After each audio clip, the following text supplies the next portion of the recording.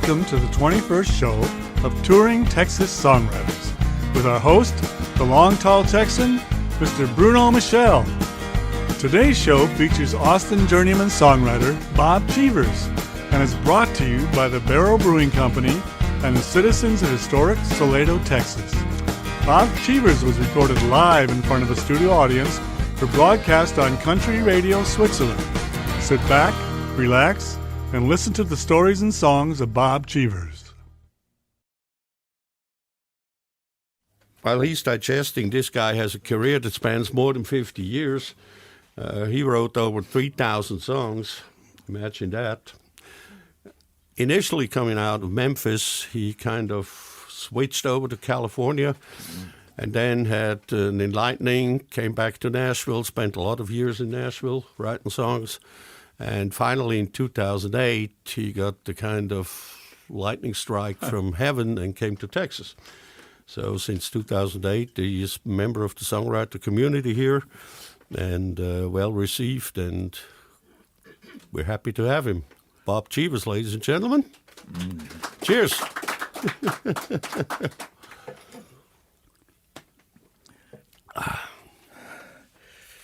You good? So, I've been in Austin for 16 years, and I've been here about an hour and have had more technical difficulties in the last hour than I've had in my 16 years in Austin, 10 years in Austin. We met a few years ago when you came to my house and we did an interview, and we had been in touch with each other for many years before that. Time, yeah. It's great to be here. This is a great room. It seems like everybody's really nice. Yeah, and they usually stay that way. Yeah.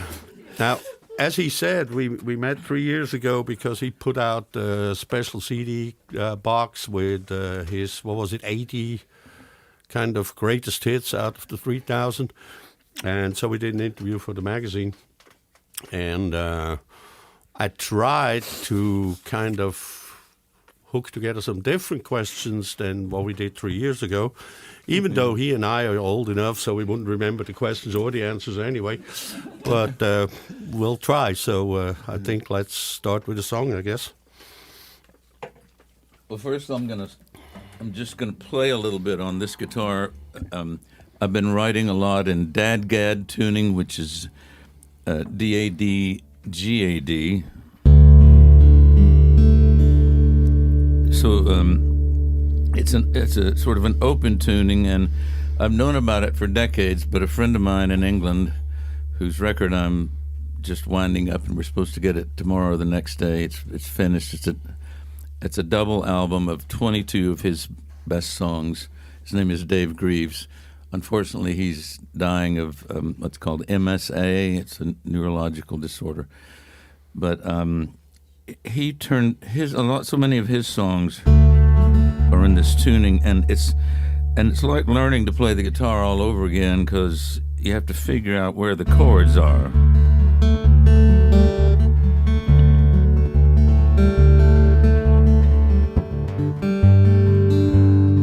It's so pretty, though.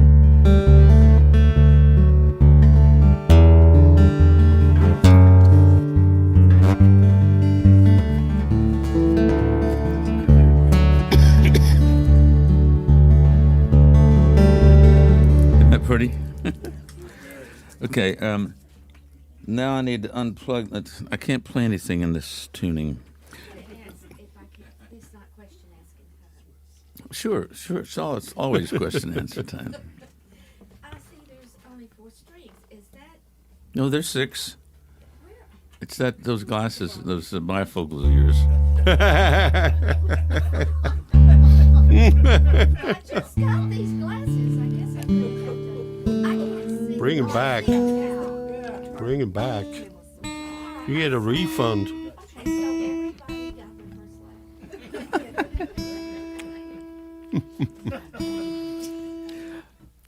first I asked Bruno earlier if we could edit this stuff because of what I'm doing now. I'm changing the tuning because I can't play any of the songs in that tuning because they're all new. I've written probably a dozen songs in the last month using this tuning, and I was so excited about playing them, but all of my songs are in this iPad, and I just switched my operating system in my Mac to Catalina just about 4 days ago, and it has fouled everything up.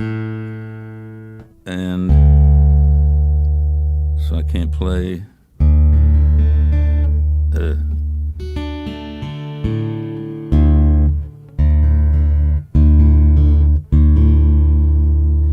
Sorry.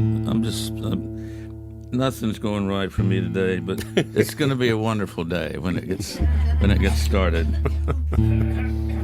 Thank you all for coming. Do you all live around here, or everybody's close by? Yes. Okay. Some of us are friends of RTT, and some of us are friends of Linda. Okay. One excludes the other, or what?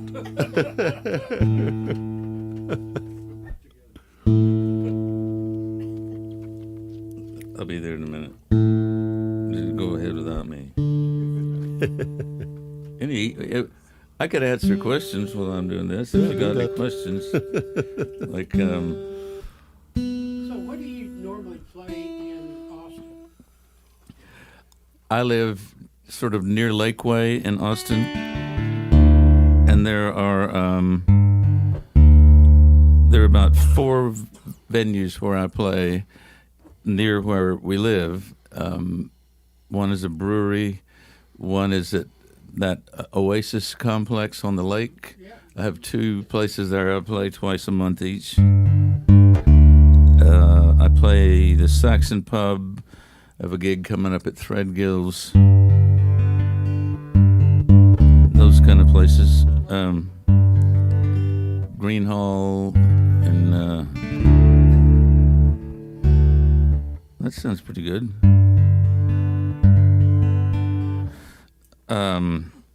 What would I play on it, though? Let me look at my list. None of those. Well, I grew up in Memphis. And between college years, I worked for a fundraising organization called Shelby United Neighbors, and each summer we'd go to Elvis's house, pick up a $50,000 check that he donated to this organization, which dispersed the money to needy organizations. And so we knocked on the door, or opened. There he is, the most famous person in the world. Invited us in, everybody shook hands. His dad was with us. His wife was in the kitchen. You remember, what's her name? Priscilla, I won't say Loretta. She was in the kitchen fixing, and this is all true, fixing his favorite meal, which was a hollowed out loaf of bread, a pound of bacon, and probably a quart of cheese, that Velveeta. King of rock and roll. So we're standing there, and Elvis handed this $50,000 check to my executive director, who said, "Give it to Bob." So my knees are shaking, and I got the check in my hand, and I said, "Elvis, what I'd really rather have than this money is your bathroom." So he pointed me across this white shag carpet floor, and when I walked across the floor, my feet up to my ankles was this white shag carpet. And he has a room called the Jungle Room that has this horrible, ugly, dark green shag carpet. Have anybody been to Graceland? It's pretty weird, huh? And you'd think, and back then, remember when you're little and you remember your backyard and it was so big and it was your world, and then you go to that place now and your backyard is really small. So that's the way Elvis's house, because I used to go out there when I was young, and we'd ride horses around his land because some friends of mine knew. Anyway, so I went to used his toilet, and if you're like me, there's ads. If you're like me, but when you go to somebody else's house, you just want to make sure the toilet flushes. So there I was really. I'm in Elvis Presley's house, and and it flushed, and I went out, and we drove away. It's sort of an anticlimactic story, but anticlimactic story. But it's my story, and I know you found it incredibly fascinating.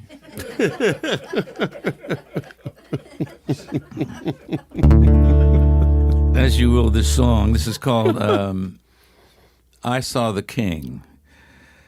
And it goes like this.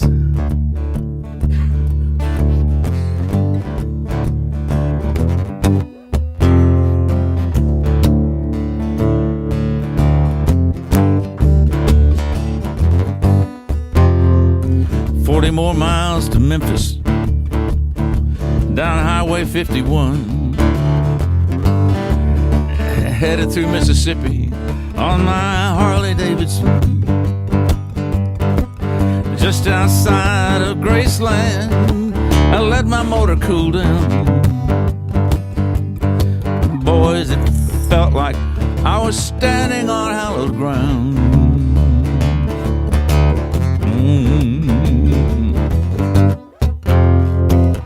Pink and black Eldorado came cruising up to the gate. Big man in the back seat, looking tired and overweight.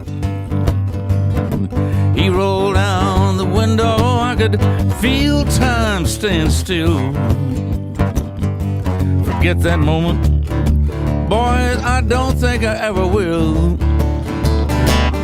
I saw the king coming home to meet his maker. I saw the king, and he was headed for the promised land. I saw the king at the gates of his mansion. Followed my angels, Lord, how they could sing. Hallelujah, I saw the king.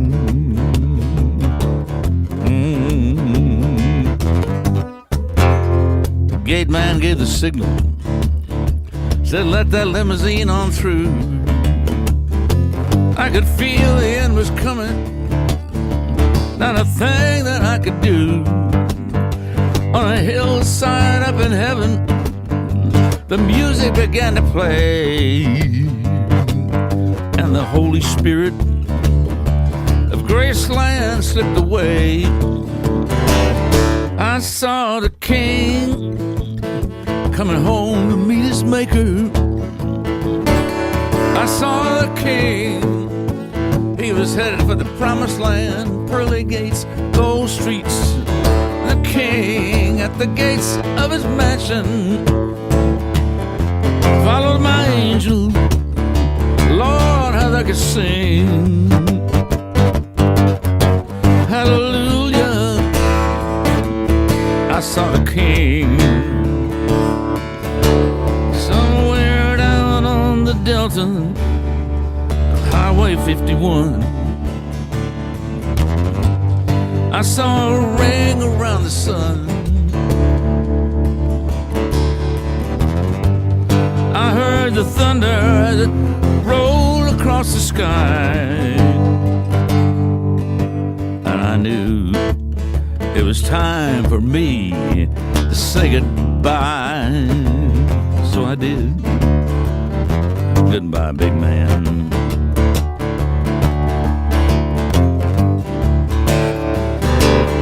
I saw the king coming home to meet his maker. I saw the king, and he was headed for the promised land. Yes, he was. I saw the king at the gates of his mansion, followed by angels. Lord, how they could sing. Hallelujah.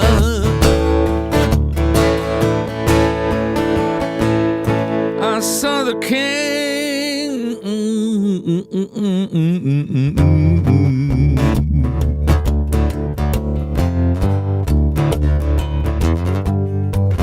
Headed for the gates of Graceland. I saw the king. I saw the king.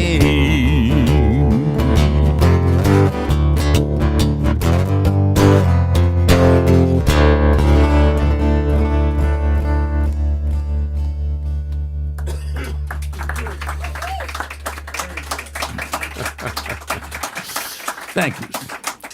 Now, when you went to California, you worked at Capitol Records and you were doing copies on the third floor. Now, thinking back to that time and fast forward to 2020, what would you have done different in order to become even more successful? Well, I just recently wrote a song called Living the Dream, which is the story of my musical life, and had my iPad worked, I would play it for you, but it started out leaving Memphis. My mother was a bit of a radio star in the 20s and 30s, and I guess I come by this music thing naturally, but when I moved to California, and because Memphis is a big music town, I moved to California with no particular idea of doing this, because for me, it was like being a movie star, you know, the silver screen and people who were larger than life, and having met Elvis and all these people who I looked up to. But I got this job at Capitol Records, my first job, third floor stockroom supervisor, and I was in charge of the Xerox machine, which was the size of a Buick back then. And everybody from the janitor to the president had to come to me for copies, including the lady in the publishing department who I got to know, and I gave her a reel-to-reel of my first 6 songs that I had written, and they were horrible, and I just can't imagine what she thought. But one of the last song that I put on there was a song that was recorded by the Association back in the 60s, and this was 1966, and because I thought it made my voice sounded good on that song. So she played it in her office, and this guy, this Hollywood producer, heard it, and he said, who is that? And she said, it's the kid in the third floor stockroom. And he said, I cut a track for that song, which hadn't been a hit for the association. It was called Don't Blame the Rain, or Go Blame the Rain, or Don't Blame It on Me, or something, to blame somebody about something. And I had a major label record deal within a couple of weeks, and I don't think I'd do anything different, because it put me within, let's say, a month of that happening, driving down Sunset Boulevard in my 66 Volkswagen on my way to Capitol Records to go to work, and my voice came on the radio singing this song, and I had to pull over on Sunset Boulevard right across from the Whiskey A Go Go to listen to myself. And I told my wife about it, and she said, well, you can quit your job now.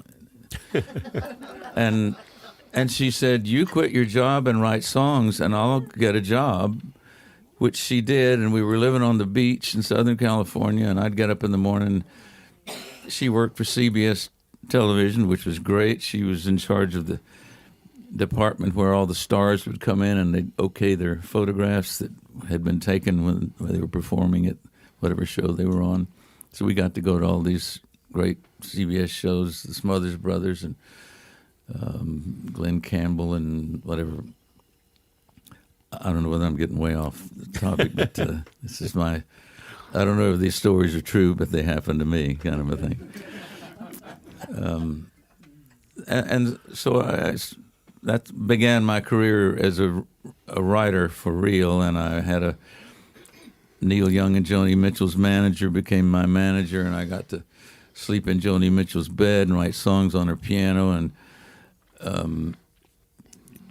met Neil, who gave me a reel-to-reel of songs that a year later would all be on his album Harvest. So I played them for a year before he did, and when Heart of Gold came out, people were saying, Neil Young stole one of your songs. Because I wouldn't tell them that I didn't write it. But it was a fantasy world. It was living a dream that I never dreamed, because I couldn't imagine doing that or doing this. This is 50-something years later, and I'm still doing this, and it's thrilling, you know. You just can't stop, can you? No. Now, you lived in California and not only worked in the pop scene, but had some considerable success there with some hits. And then you worked in the country scene in Nashville as a staff songwriter and songwriter. And now here in Texas since 12, 13 years. In which of these communities did you feel like most incorporated, most welcome, or is it just because it was different times, so everything was good? Or it was all of that, and I have a song called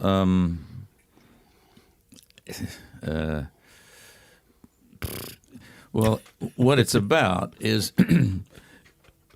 having gone into these different Memphis, L.A., Nashville, and Austin, 4 major American music cities, each of which is totally different orientation, and there's a story in each of those. But the song talks about where if you've moved around, I'll just make this about me, but imagine that.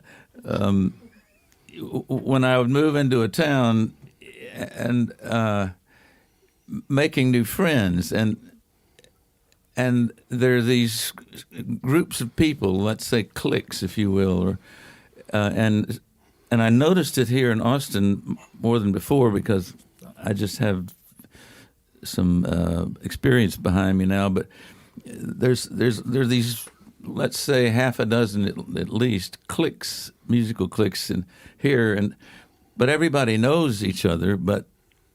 And it's like this in life. You know, I'm in my group of people, and we fell together for whatever reasons, and but we all know everybody, and nobody holds anything against me for being in this or that group of people. I'm a Scorpio only child, so generally I'm not a clique guy. I have friends in all of these cliques. So, what were we talking about? Yeah, pretty much. Yeah, that's it. Yeah. Now, back then, that was actually the great years of, you know, the Byrds, Graham Parsons, Chris Hillman and stuff like that. Did you ever come across these guys? Or I did, yeah. Because I was there in the 60s. There's a movie recently. It's about Laurel Canyon. It's about the 60s scene in L.A. And all of those people I met through playing at the Troubadour, playing nights with Glenn Frey and Don Henley and Jackson Browne and Joni and these people who went on to be gigantic stars. And yeah, they were wonderful back then. They're still accessible. I don't really have much to say to them, you know. I can thank Neil Young for giving me that tape, and thank Joni for letting me stay in her house, and Jackson Browne for listening to him bang out a chorus or a verse for an hour, and then just to get it right. And I thought, when I heard that back then, I thought, God, that guy is he's just obsessed. And now I do the same thing. And my wife, my studio's upstairs, and she says, I don't think she's listening, but she can hear it all, and she gets really tired of the songs and very quickly. It's also kind of a learning process. Yeah. All right, let's play another one. Okay. Let's see if I can do this. So I have a record called "We're All Naked." It's got a picture of me, age 60, naked on the front, holding my guitar, cover sort of like in the right this, spot. It's like that. But this is it's song, love songs all about this wonderful woman who was my sweetheart then. Naked truth about love songs.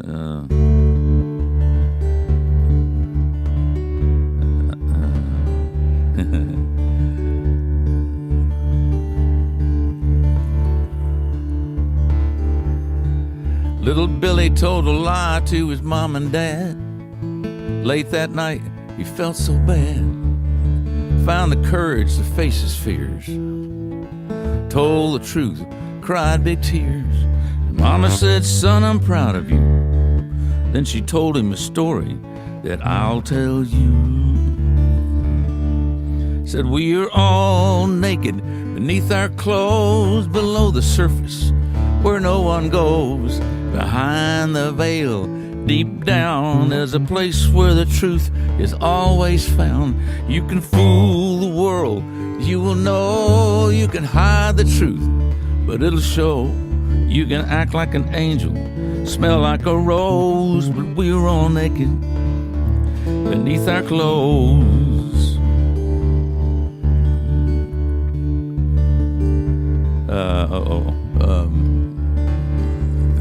Hey, everybody got trouble. Everybody got pain. Every now and then, you got to have a little rain. The sun don't shine every single day. And when that cold wind blows your way, you got to find a safe place inside your head. Just remember what little Billy's mama once said. She said, we are all naked beneath our clothes, below the surface where no one goes. Behind the veil, deep down, is a place where the truth is always found. You can fool the world, but you will know. You can hide the truth, but it'll show. You can act like an angel, smell like a rose, but we're all naked beneath our clothes. Said we're all naked in the eyes of the one who knows everything we ever done. From the top of our head to the tip of our toes, we're all naked beneath our clothes.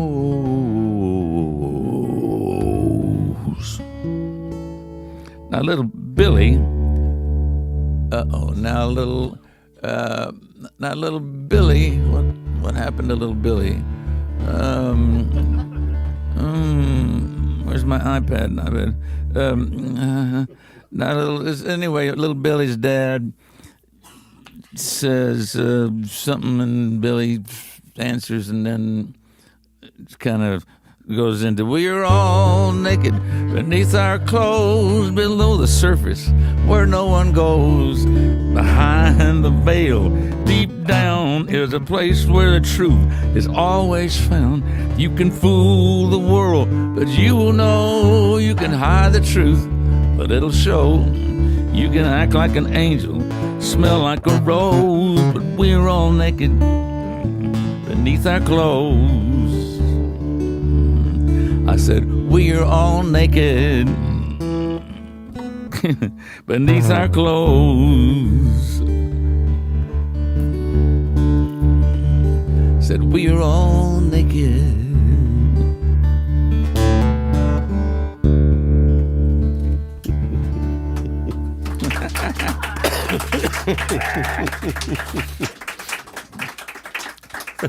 It's going to get worse. Yeah. Now, that's what happens if you write more than 3,000 songs, Kind of, that's normal, I guess. Well, the thing is, I used to used to know these songs. I used to know them, and then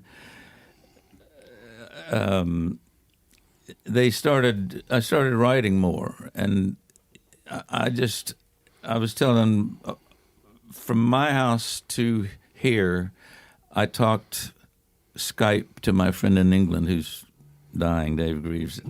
I talk to him every day, and we were talking about how when I write a song, I do a little guitar vocal of it, and then maybe empty the garbage and make the bed or whatever I do between songs, and then I'm on to the next song, and I haven't learned the one that I wrote, like those on. There's just no way to keep up, and this Exactly. this thing is the only way that I can keep up, and this is what happens when that thing rejects me. It's out. Now that's actually the second part of the question, because Okay. with more than 3,000, how do you still find new material without suddenly realizing, oh shit, I've done that? How does that work? Well, boy, that's a good question, and I guess it would be that there's every moment. I have a song called "Every Moment Is a Miracle,"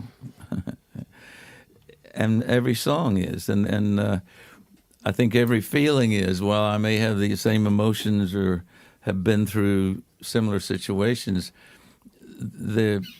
one of my missions as a songwriter, obviously, is to make a new twist and a new update on whatever I'm writing about.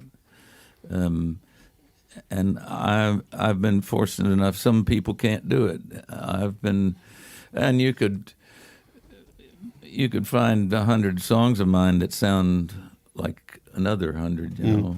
But after you write several thousand songs, it doesn't matter anymore. That was a good Buddy Holly song. It doesn't matter anymore. Right. Okay, let's shoot for the next one, whatever that. I couldn't even read that, so hopefully Yeah. you can. I may be out of this drop D thing. There's a song that I would really like to play.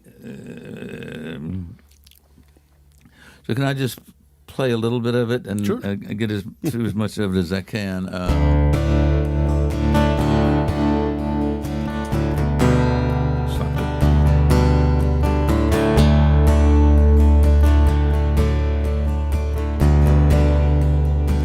I wasn't born into money, no silver spoon in my mouth, no land of milk and honey. For this young boy from the South, my college education came from my mama's sweat and blood. She was my inspiration, and I was the prize of our neighborhood. I learned the value of a dollar from my granddad, who raised 4 kids back in the Great Depression, where so many good folks hit the skids.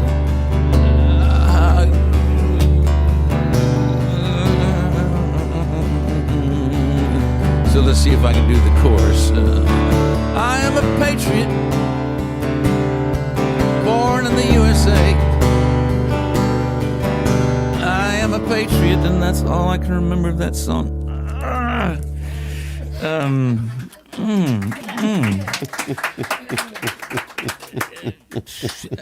And I played it all over the world, and in England and in Europe, patriot means a different thing. Patriot means what maybe John Wilkes Booth would have meant in America, a guy, maybe, you know, or the skinheads, if you will. I don't think there's any skinheads in here, or neo-Nazis, you know. Or that nationalism, you know, where America is so right that we need to cleanse it from the people that are wrong. And that's what for some people, patriotism means. Anyway, I was warned against playing this on my last tour, which was in November, and at a certain point, I said, "No, I'm going to play it," and it got the best result of any song. It's just such a powerful song, and I'm sorry I can't play it, but you get the idea. Now, you just celebrated your 76th birthday. Is there any plan for retirement, or you keep going just until you fall off the stage? Or? I think that's going to happen tonight. I hope not. No plans. I just sorry.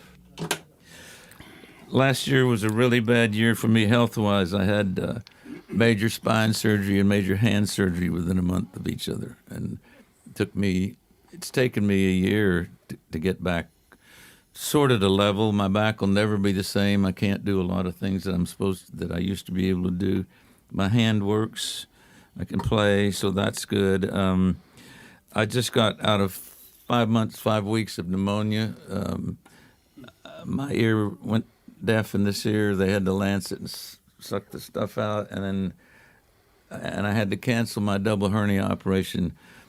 So just everything at once. So what was your question about retiring? Yeah. But there was only one way. Keep Other than that, going, Ms. right? Lincoln, how did you like to play? You're so blessed. Your voice is. Thanks. You know, it's still here, and I remember when I was making records in Hollywood, my producers wanted me to sing really high, because I can sing really high, but I got to go on tour with Johnny Cash, and he recorded a song of mine, and you know, he sings really low, and when I'll just never forget this. He had his manager and a handler, and they would walk him to the stage, to the curtains, and they'd take his long coat off and give him a shove, and he'd walk out and grab the mic and said, "Hello, I'm Johnny Cash." And so I'm kind of singing low these days. And they actually cheated you out of a lot of money because he never put it on the album, right? They didn't let him. Yes. It's a song which I'll attempt to play called River of Jordan, and I was sitting in my rocking chair. This is when I was in California living, and Dolly Parton was singing a song on, what was it? Not YouTube. What was the thing? The early when you make a music video. MTV, probably. Yeah. So it was a 3.5 minute song, and in 3.5 minutes, I wrote this song, which I may be able to play, and it was about a river, and her song was about a river. So that I went to Tower Records the next day to see if I'd completely stolen her song, and I hadn't. So it was on a record called Gettysburg to Graceland, which is out there somewhere in the living room, with a picture of my grandmother on it, by the way, which was a hand-tinted photograph of her she was born in 1889. The picture was taken in 1889 when she was 22 years old.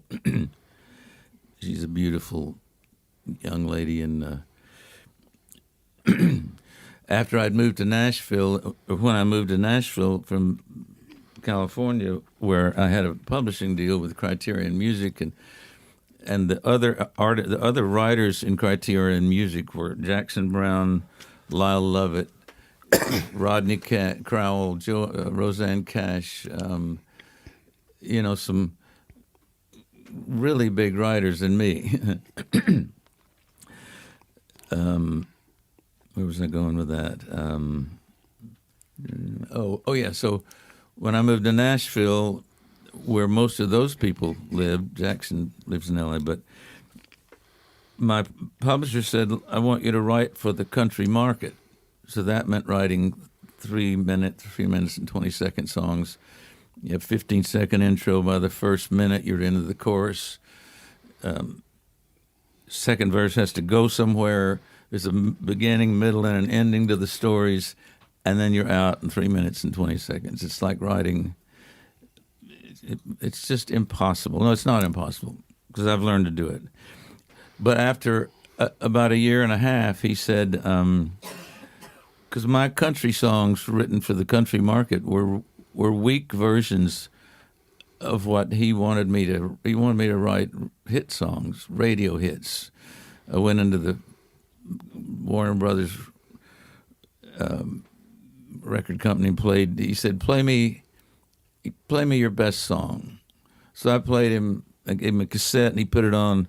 It was a 6-minute version of my song Caleb Leedy, the Ballad of Caleb Leedy, which is also on that Gettysburg Graceland record. And he said, well, first chorus came, he shut it off. He said, that's not a hit song. I said, you didn't say hit. You said play what I thought was my best song, which I still think that's one of my best songs.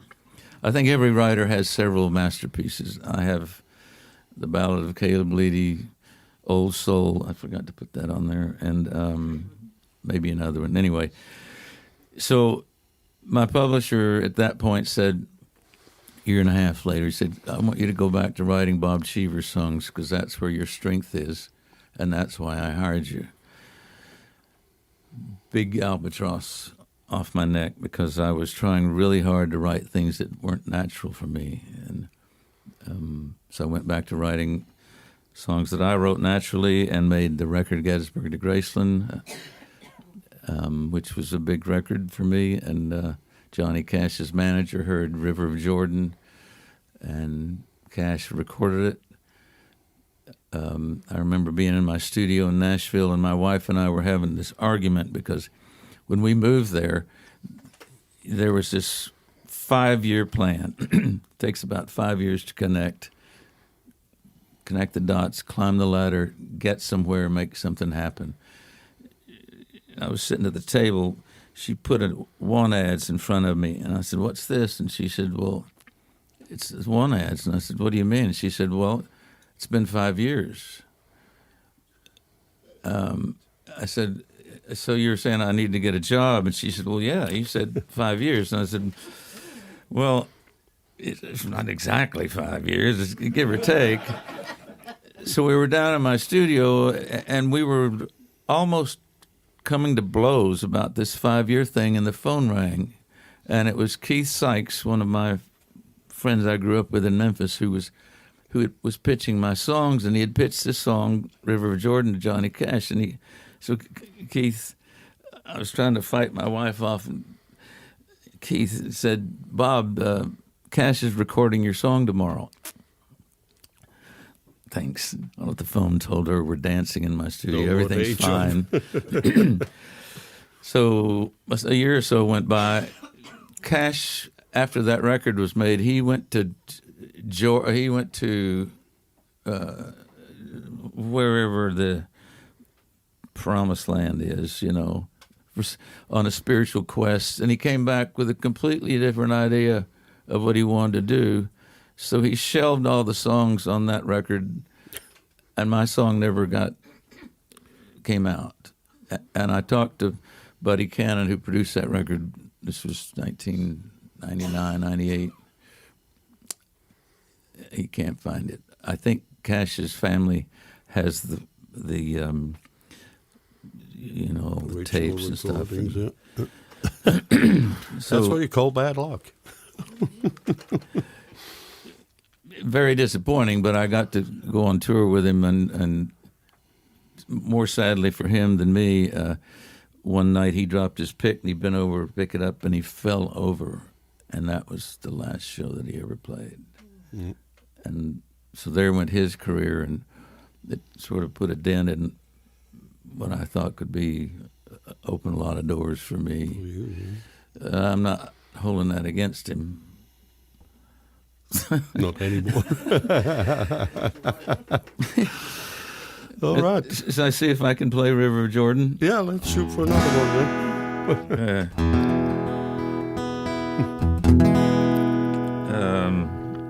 Yeah, okay.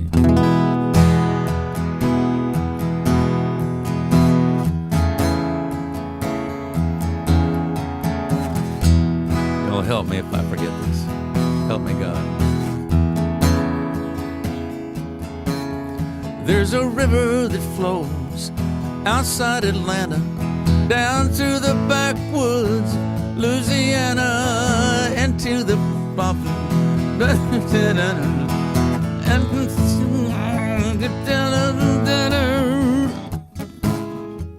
it baptizes sinners on Sundays.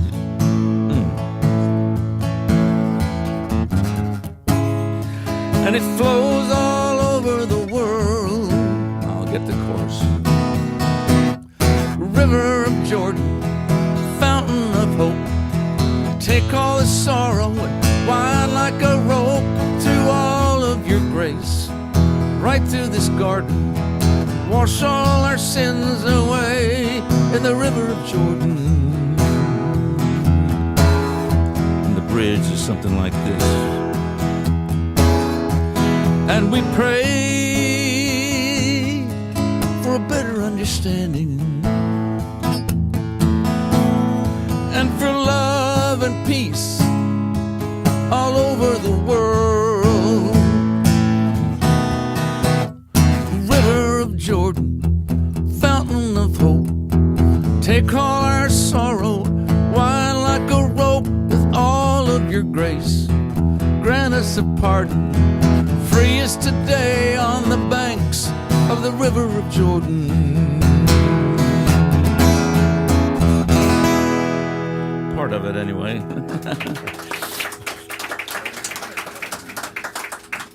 Now, people can come see you every week at the infamous brewing company in Austin.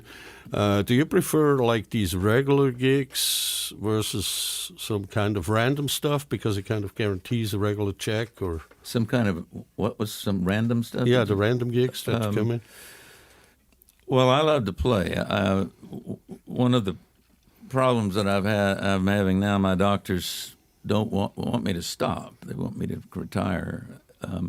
I made a pact when I was about 70, which was 6 years ago, and it just doesn't seem like that's possible, to play and sing as much as I possibly could, because I would rather do that than anything. I get the endorphins, and there's just nothing like it in playing for people who listen, who come to hear what I have to say and what I have to sing about. There's just nothing like it. And then there's the other side, the infamous brewery and the places at the Oasis. I play 4 times a month at the Oasis for 2 hours at sundown, because if you've been to the Oasis, thousands of people every day, sundown. So there I'm playing, and they want me to play really loud, which no venue person ever wants me to do. And the reason is because it's all open air, and they want the music to bring people in. Well, it's a giant PA, and since I've been playing there, this ear thing it's just crazy. Because anyway, I've cut my teeth in smoky bars fighting for the airwaves. So I love doing that. I love playing an Infamous. When my job at these places is to get somebody to listen, and every time somebody will listen, and invariably, well, every single time I play, and I'm betting somebody here is thinking, because they'll come up and say, "Bob, you know who you sound like?"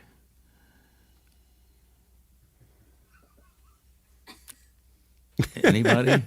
Really? Yes. Yes, I know I sound like Willie, and in fact, I have a song called "You Sound Just Like Willie." Yeah, I know that one, yeah. I know that one. And I could maybe play a verse of it. Go Let's ahead. See.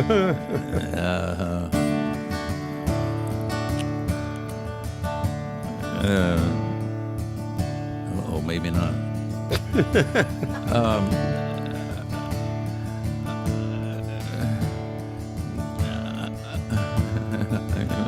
The first line, I love the red-headed stranger and the way he lives life on his bus, laughing and loving, singing and playing When you meet him, why, he's just like one of us. From the something of Nashville to the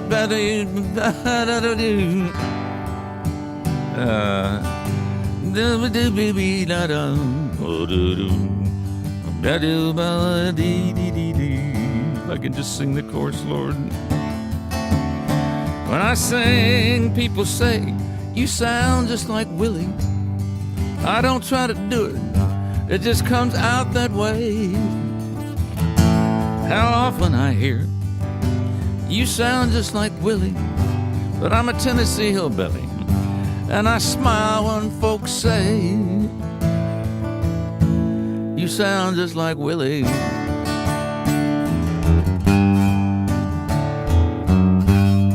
Let's see if we can get anywhere with this.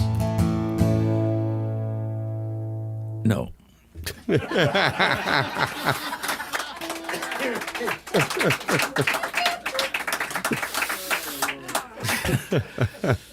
Now, when you look at today's young songwriters in Texas that you obviously meet every now and then at a gig, how often do you see talent that could once fill like the shoes of Guy Clark's or Townes Van Zandt's or other people?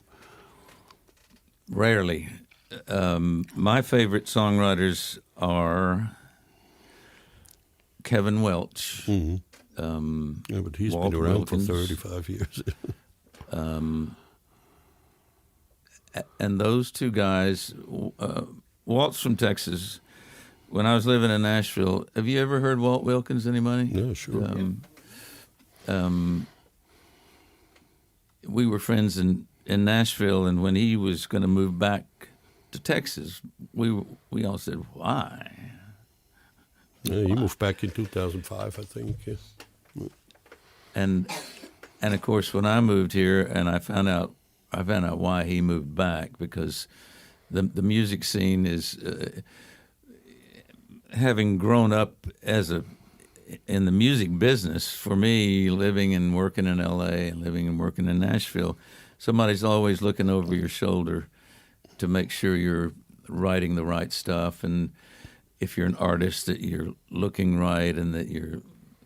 This didn't happen to me, but they have, nowadays they have people who groom you to be a celebrity and tell you what to wear and what to say and how to do interviews. And obviously, I don't have a lot of trouble doing interviews, but it was just so many. One of the biggest differences in Texas writers, and this is unfair, but writers in the music business who've had big success is so many Texas writers, they don't write verse chorus stuff. They write just less than that. And they've driven it into me to be a commercial success that I have to write verse, chorus, yada, yada, when I explained it a little bit earlier. Moving to Texas, though, I've been able to lighten up a bit. And, in fact, several songs I've written lately, which I was going to play, don't have choruses. And I have stories. The one that I was telling you about a minute ago, about my music career, it's over 10 minutes long. I love it. Of course, That's what you need the iPad for. Yeah, well, 10 minutes of lyrics.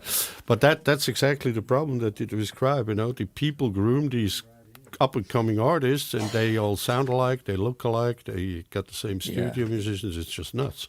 Yeah. And here it's way different. But I'm talking more about, Walt is in the business for 30 years almost, and Kevin, who lives in Wimberley now, I think right now he's back in California, isn't he? I don't know. I can't keep up with him. But he's in Wimberley, and he's got a home down there, and he's around forever. But when I'm more talking like about, the guys between like 20 and 30 that you meet on the road playing, or...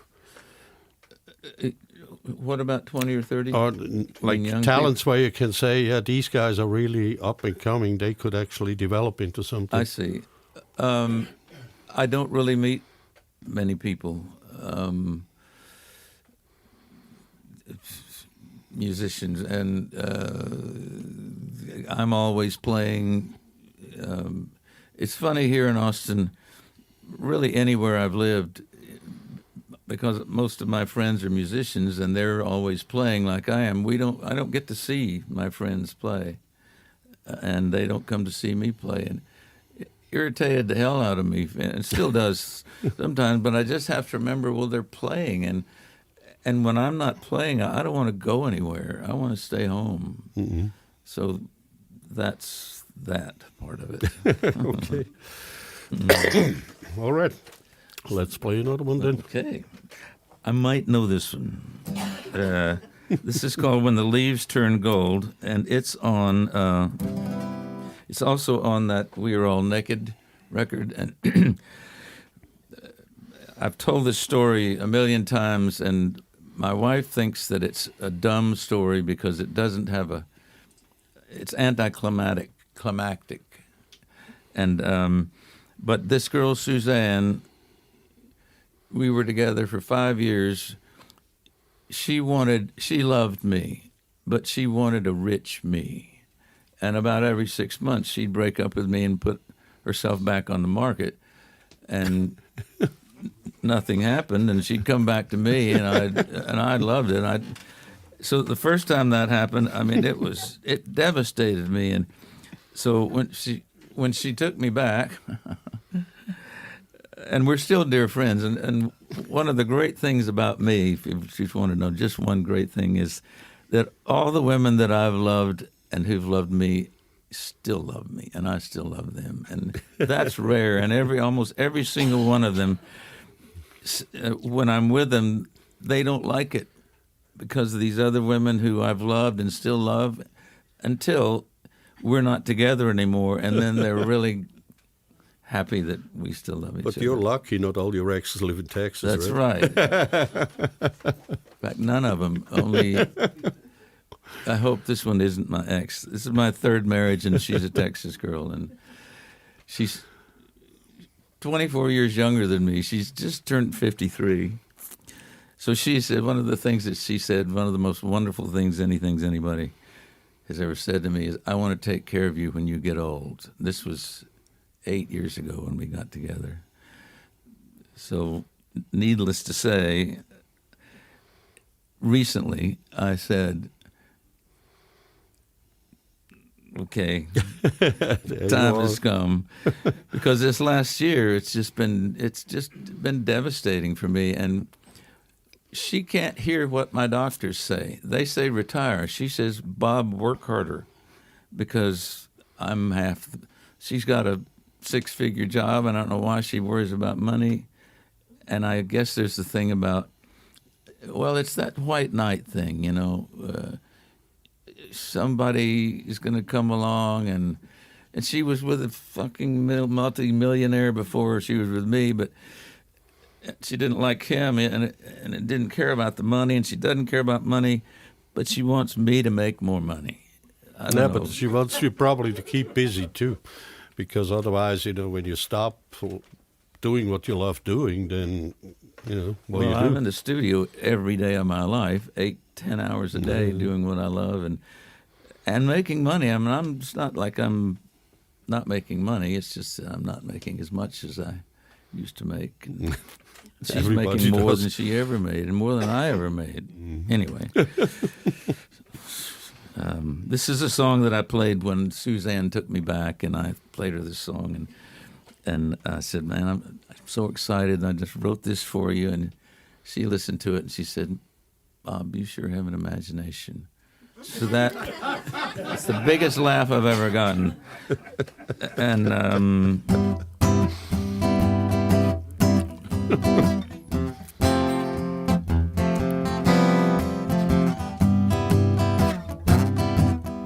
somebody said Willie should do this song. June and July flew by my window. Next thing I knew, the trees were bare. Being with you, there's all these rainbows. It could be dark and cold, but why should I care? I have this old coat I wear, and I know you will be there with me when the leaves turn gold. I believe and I have learned the flame between you and me will burn when the leaves turn gold.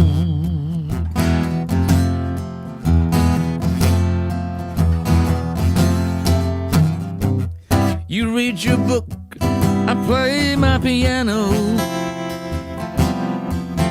Rain coming down like it was the end of the world.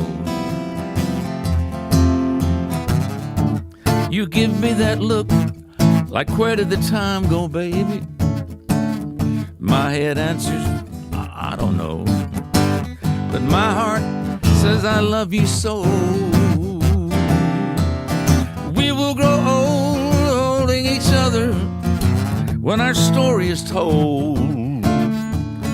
Folks will say they stayed together through every kind of weather.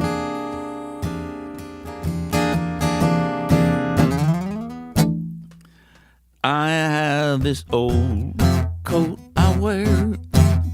I know you will be there with me when the leaves turn gold.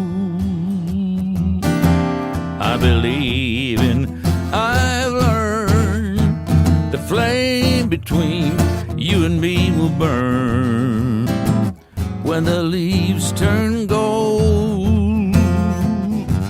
That old flame will burn when the leaves turn gold. You and me together when the leaves turn gold.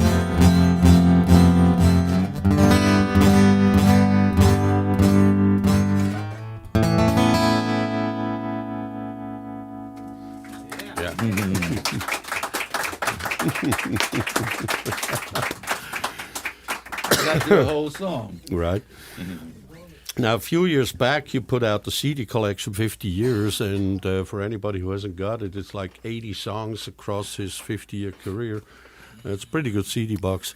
And there's also an album which actually reduces that down to like 20, I think. The 50 years thing, the selection. 10. Yeah. It's sort of a sampler thing. And then 2018, you put out Bob on a Stick. Yeah. How the hell did you get to that title? Well, it's on a memory stick, 14 songs. It just seemed perfect. That was, what, 3 or 4 years ago? Yeah, 2018, I think. I thought I was ahead of the curve. People would just buy it because, you know, now if you have a fairly new car, there's no CD player in it. You have this USB port. Mm-hmm. Stick it in there. Did it work? Absolutely sold just about nothing. Mm-hmm. Weird, huh? Just about nothing. 14 fabulous songs. But you're still selling CDs, so it's kind of weird. Some people tell me CDs don't sell anymore. Some people... Yeah. What is it? I don't know. The download thing is the way of the world Yeah, nowadays. but that doesn't pay anything, you know. No. Almost. And I sell a few CDs now and then, but I've taken to giving stuff away because I have a garage, hundreds of boxes of CDs. That is when I make a record, the first run is 1,000. Usually I have to make several runs of the 1,000. Well, back in the day when they were selling, now the last 3 CDs I've made, 3 records I've made, have all been in California with my dear friends who I've recorded and written and performed with for 35 years. They said, "Why don't we record some of your songs?" So each year we've we've gone into the studio where we've all worked for years. Studio gives me 3 days.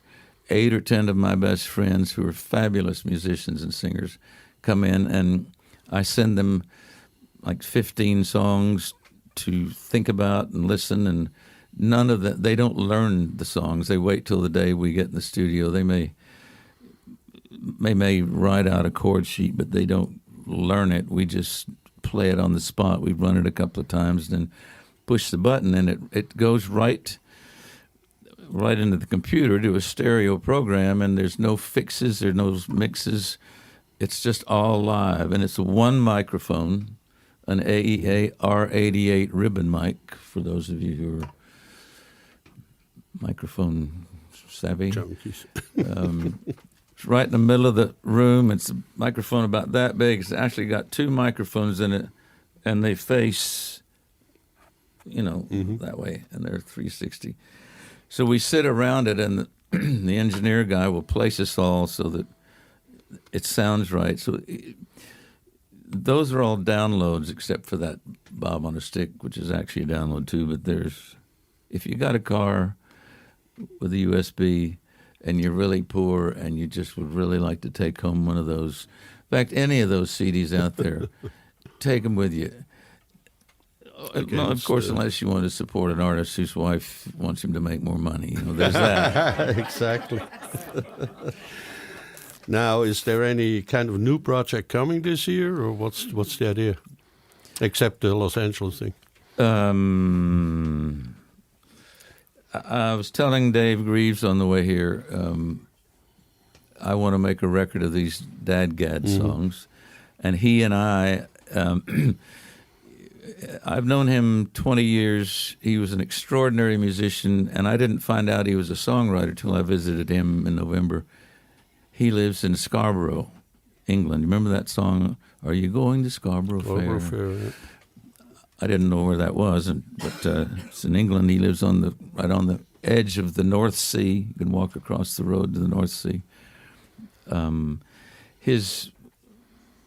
my way out of his house that day, it's interesting because I was going to visit a legend when I went to visit him in November. I didn't know he had this MSA disorder. And when I got there, his partner told me what he had, and he had a lot of trouble getting around. He can't play guitar anymore or do almost anything. But on my way out, he gave me 4 CDs that he had made over the years, and the songs are just mind-bendingly wonderful. Speaking of finding the new writer, I've been so encaptured by his songs that I've listened to them every single day since November. And I put together the double disc 22 song thing for him, which will come out November 20th worldwide. I'm sorry, March 20th. But there was a point there talking about new projects. Oh yeah, because of his imminent death. The thing that has changed his life is our friendship and us talking every day. And we've written 4 songs together so far in the last month.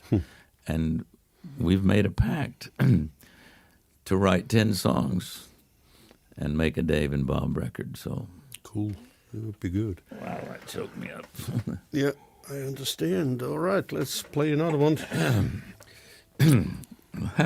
Let's play this one.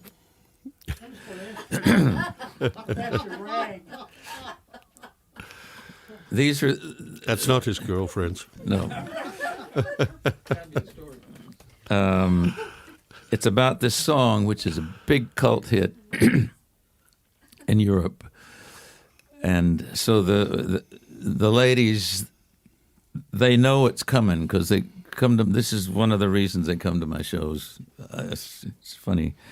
My publisher, when I moved to Nashville, he said, "Don't play your novelty songs because then you'll become known as a novelty songwriter, and that's not what we want." So a couple of years after I moved to Nashville, not becoming known really for anything, I started playing my novelty songs, and became known as a novelty songwriter because of this song. So they'll come and they'll throw these at me, and I save them till I get to customs. And my guitar, I leave them in my guitar case. So the customs guy opens my guitar case, and there's any number of these things, and I leave them with the customs guy. They won't let me take them into America. Isn't that funny? Now, they ask you, have you been near any farm animals? Have you been to a ranch? Have you been out in the country and gotten mud on your shoes? Especially back, remember we didn't have it here, but they called it mad cow disease. Yeah. That happened when I was over there. And, well, you can imagine. So we had this thing in Nashville called Song Mania each month. And that's 16 hit songwriters divided up into 4. And each songwriter would play their stupidest song they'd ever written or whenever they'd written it. And the audience would vote on a winner, and then the 3 losers had to give an excuse why their song lost, and then the audience would vote on the excuse. Well, my song won in the song round, and at the end it lost, but my excuse won.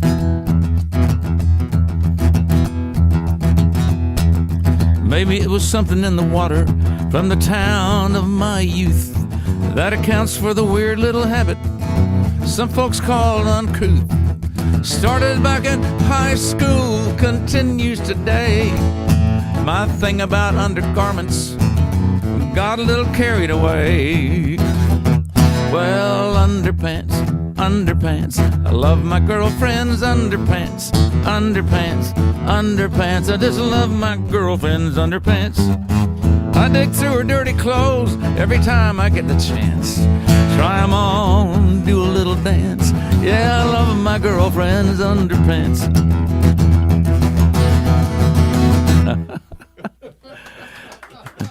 Well, I was never really much into baseball.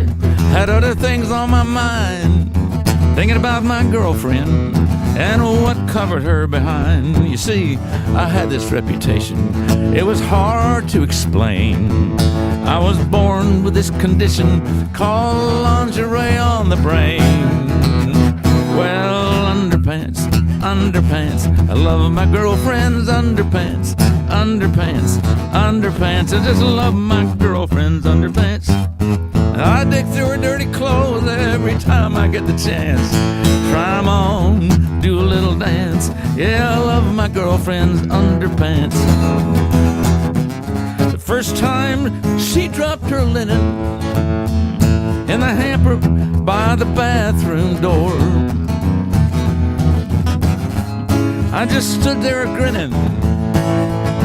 I had this feeling I'd never had before, all brought on by underpants. And it goes on through the chorus again. And that's that song, and I'm not going to sing the end of it because it's just, after a while, you know. So usually I ask the audience to sing. So join with me on the chorus. Okay, just the boys. So underpants, I love my girlfriend's underpants. See, that's pretty good for boys. And then the girls, underpants, I love my girlfriend's underpants. That's not bad. See how fun that was. So what was the closing verse?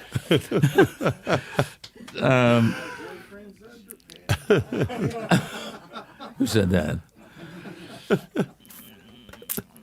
Question time. Now, that was probably a good example because he told me once that he doesn't write songs, but they come to him whenever he has enough space in his head, right? I forgot that, yeah. You make notes of everything. Walk us through the process of like such a song that you recently wrote. Yesterday, I got a call saying, can you be here at 1 instead of 2 or whatever it was? 3, yeah. And I said, sure, but I need to make a note of that. And David said, a note? That's only 24 hours away, but I have y'all tell me that y'all do this, but you make Post-it notes, you know. Of course. I mean, we're All the time. yeah. So notes, yeah, song titles. Somebody says something, I'll say to myself or to you, that sounds like a song title. And in Nashville, writing for the country market and writing for publishing companies every day, I'd have to go into a meeting at 10 or 12 or 2 or whatever with a stranger or a friend and with a blank sheet of paper. And we'd sit there and, there's a lot of looking at your watch back when people wore watches. And then you go to lunch and your guard's down, you're not on the clock, and you're talking about your life or whatever. And that thing comes up. There's something we should go back to write about. Go back in the afternoon. There you go. Anything in the world could trigger me, and does. And, just from what you've heard, the variety of songs. On this 50 years, there's eight genres of songs that I write in. Jazz, folk, rock, whatever, story song, blues, hillbilly, country. I've written, I have amassed, and I didn't know this until I'm putting together, probably 25 protest songs. I've been writing a lot in the last couple of years because of my particular feelings about what's going on in America. And novelty songs every now and then. I have a couple of great novelty songs. One is called "I Want My Foreskin Back," which is on this. Well, it's probably not going to be. It's very, very funny. Now, that's probably something you should do. You get a big truck and you get a keepsake for every song that you wrote, like those underpants, because realize that he knew the whole lyrics once he saw these underpants. It works. So you need to get all that stuff into your van, and then you just grab 10 articles and you play the songs. So what would I use for "I Want My Foreskin Back"? That's a good question. That is a really good question. Or not I don't so know. much. Maybe go to a Jewish store and ask for one. Or Well, it mentions that. It says, it's just, anyway. How do you, when you get a song in your mind, how do you put the song and the music together? As if it's 2/4 or, I don't understand, well, I'm having difficulty understand the words going and they sound good and there's a nice poem, but how do you select the music and the keys to make it come together, to make it... Yeah. Well, it's very organic, and it's different for everybody, and in fact, it's different every song for me. Last night, I found this old lyric, and in my wonderful dadgad tuning, the first string that I hit, it started the song. And how do I know that? I don't have any idea. I don't know any of that. I don't know is the answer. I don't know. it comes. I don't think anybody knows. And if they say if they say they know, then it's just for them, So it's very subjective, every song. It's a great question, though. And like, where does creativity come from? How do you muster it or corral it, or how to... I wrote a song the other day that the first line was something like, "Some things are better left unsaid," and that sentence came into my mind, and I again picked up this guitar and the chords. It's often running, but where do I go from there? And somehow the next line just comes, and this was going to be more of a song about not knowing maybe what's going on in life or how am I going to deal with this. But it turned into this lovely love song about my wife, and it's called Things. It's like things. I can't remember any of it, of course, but yeah. Yeah, kind of let the song lead where it leads you. Yeah? Let the song get you where it leads to. Yeah. Yeah. Okay. Anything can lead to anything. All right. Okay, let's play another one Oh, okay. before we get to Now that that you mention it, last question thing. Only child. Oh yeah. In 2011, 3 years after I'd moved here, I won the Texas Music Awards Singer-Songwriter of the Year, which was absolutely wonderful. That's where we met the first time, actually. And 3 years after I moved to Texas, I'm not a Texas guy. Come on, guys, you got to give this to somebody that's from Texas. But the record that I had made that I submitted that was part of the judging process was called Tall Texas Tales. And this song was on it. And I remember there's a guy named George Inslee. And there's a guy named Tim Henderson. Tim died years ago. Tim was driving my 22-foot Winnebago. It was February. We were on our way back to Memphis for what's called Folk Alliance, National Folk Alliance. It was probably 20 degrees. George and I were in the back where there was no heat. We were wrapped up in blankets. And I was writing this song, and he said, that second verse, you need to change it. And I said, why? And he said, well, it's because it's about Kennedy being shot in Dallas. It's about, the thing in Waco that went sideways, which my wife happened to work with the people after that. She works for Child Protective Services. But I said, why? Those things happen, and they're Texas things. And he says, because we don't want to hear about them. I thought, well, that makes sense. So I changed it. So the second verse is different now.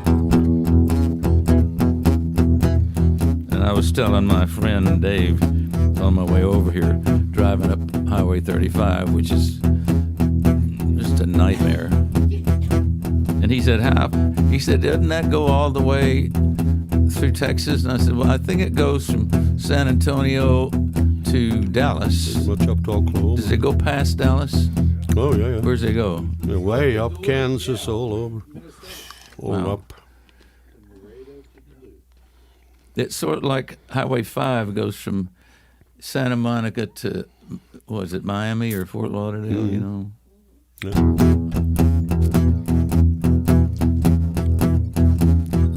This song, when I play it in Texas, for big audiences or little audiences, and I'm just telling you this, after it, Texas people give me a standing ovation for this song.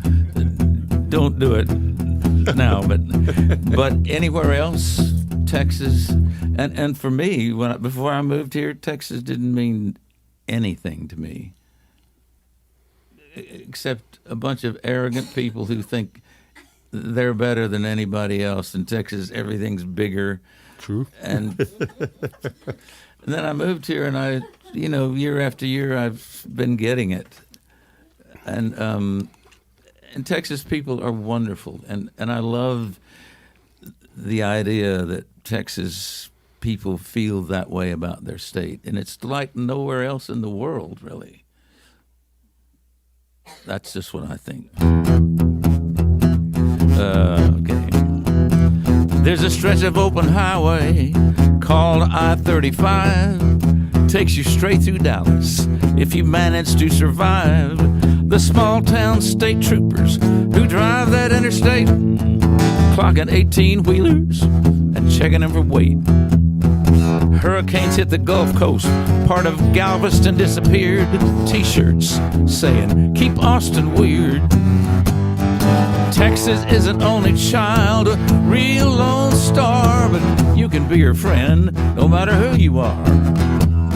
The Alamo still stands, her river's running wild. The great state of Texas is an only child, just like me, only child from Memphis, Tennessee. Remember Santa Ana? His pants down to his knees, with the yellow rose of Texas, doing all she could to please.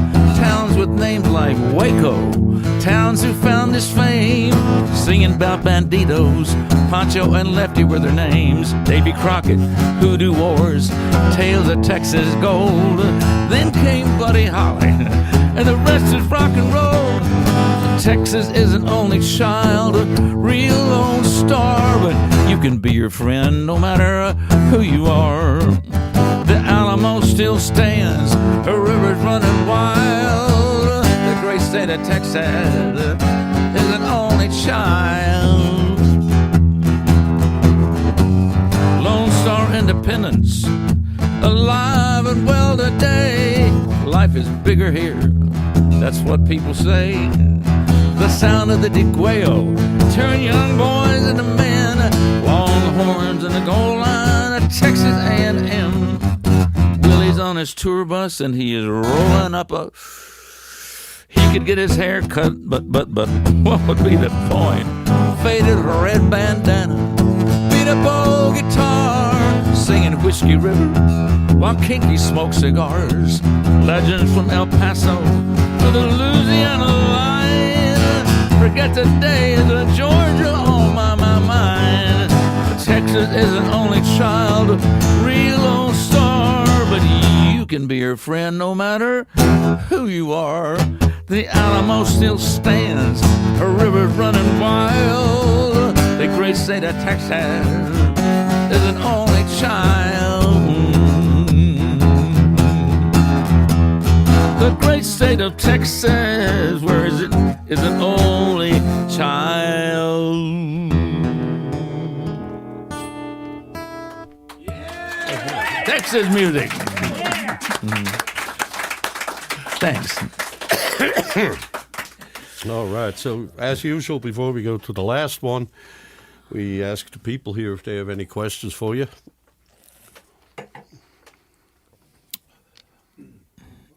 No. Did you know Bill Williams that worked for Capitol? What year was he there, do you know? I'm not sure. He signed guys like Charlie Rich and people like that era. Early 70s. I was there in the middle 60s, so... Oh, okay. Yeah. That was the last millennium, so, you know. These guys are too young for that, you know. Well, and at these record companies, you know, about every 20 minutes, it's like musical chairs, and they're different. One less chair, one less company, Right. one bigger label, even bigger, always. I got a question. So, where's your favorite place to live? Southern California. Yeah. Absolutely, on the beach. I would live there again if I weren't living in Texas, where my music is working, where my wife lives, where our grandkids are, and she won't move, and I can't afford it. No one can. No, Why would you? Anyway. I lived in Sacramento for 15 years, and people couldn't afford to live in San Francisco anymore, so they were buying property between San Francisco and Sacramento to live because you couldn't afford, you know, there's rent control out there and in New York, and I don't know where there is here, but you just can't live anywhere anymore. These days, no one wants to go there anyway, so they're all coming here. Yeah. That's good. Yeah. So, Anybody last else? question is, don't answer the same thing as you did in 2006. Because we just covered that in the last one. If you were to interview yourself, what question would you ask that I did not?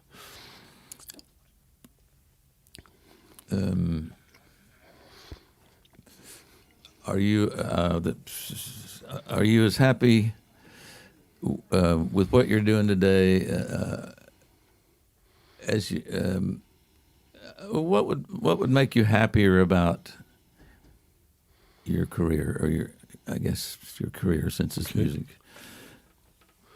Are you going to answer that for me, or No, you should. You should. For years, I've suffered from. Let's see if I can think of the term.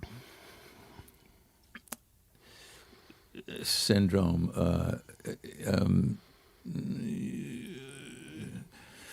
Well, it's where you feel like your insides don't match your outside, if you know what I mean. The thing is that I'm getting at, if I can get at it, is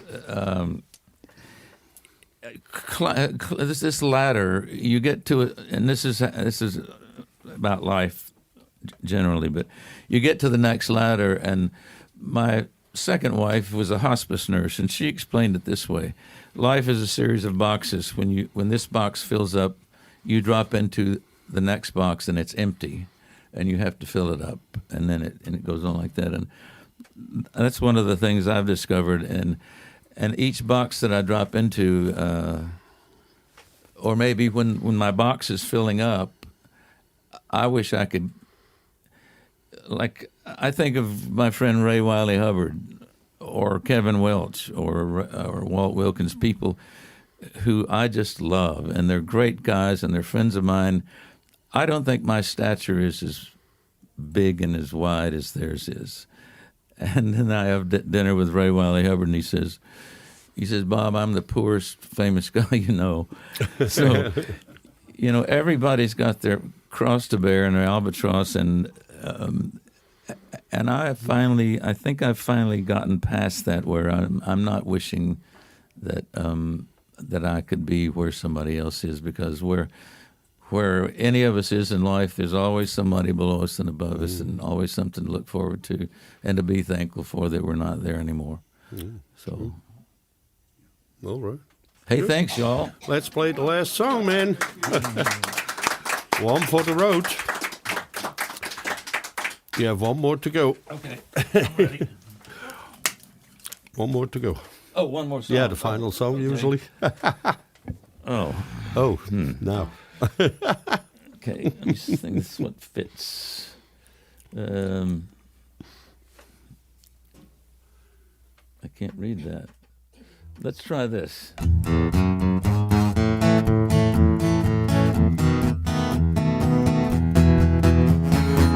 Down at the end of an old country road, there's a place where you can lighten your load. Just hang around and drink a Lone Star beer. Look, there's not a better place to be down here. It's like a town in some old picture show, a cool oasis where banditos go, familiar faces where time moves slow. The sound of music makes you tap your toes. That's what I love about Lukenbach. People come to hang around and talk. They get the swagger in the way they walk. That's what I love about Lukenbach. Nobody's bothered by hands on a clock. Front porch old folks and armchairs rock. Windows open and doors unlocked. That's what I love about Lukenbach. Lukenbach, Alabama.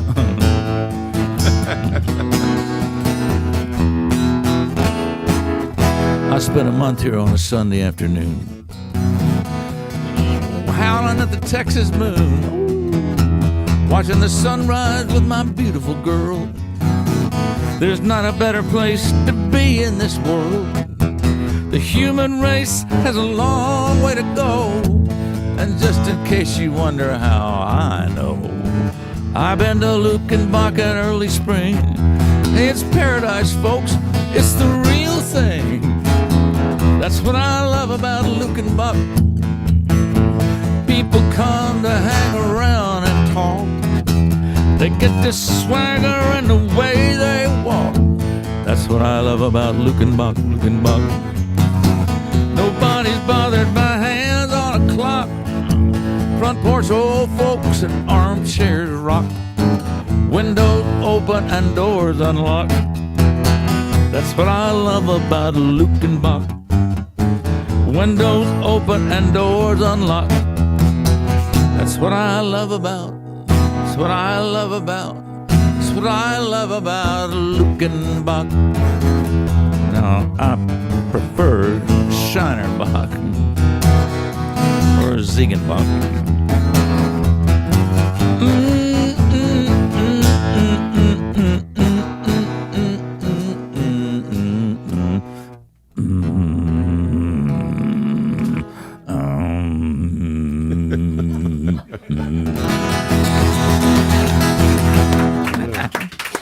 Thank y'all. All right.